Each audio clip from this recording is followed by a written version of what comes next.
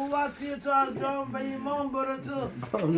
خیالی من خودت مردی برا خیالم زنده بودی زنده بودی ها نفهمیدم همه حبیب شهر داریم و نازی نشانی محمود جان آئی خوبت محمود جان آئی طاعت عبادت و ذکر خدا کم باشه پیرکاینا ملائکن انشالله خدا خواه امین خدا قوتی تو تا هستی زبان تو گویای تو ذکرش کنه این بچه ها و بیمارم با عمر خدا درسان خداوند از جام به ایمان برمان با دوستاش حشر کنه در حق ما دعا کن همیشه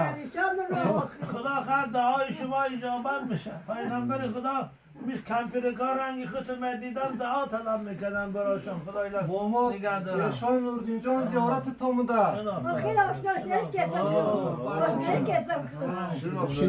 86 نمیره من نبیره میشیم ما من نمیرم عبدالله خیلی نبیره میشیم عبدالله. و پیش ما میره همیشه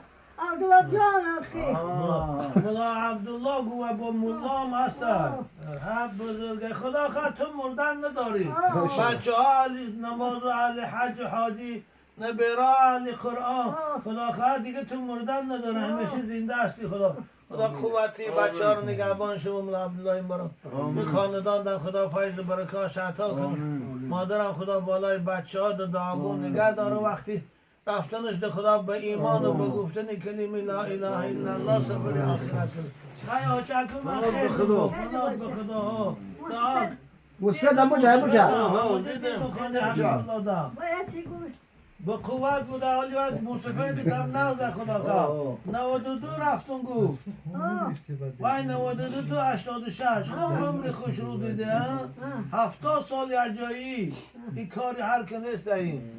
بزرگی خیر خدا میگه گوش گفتیم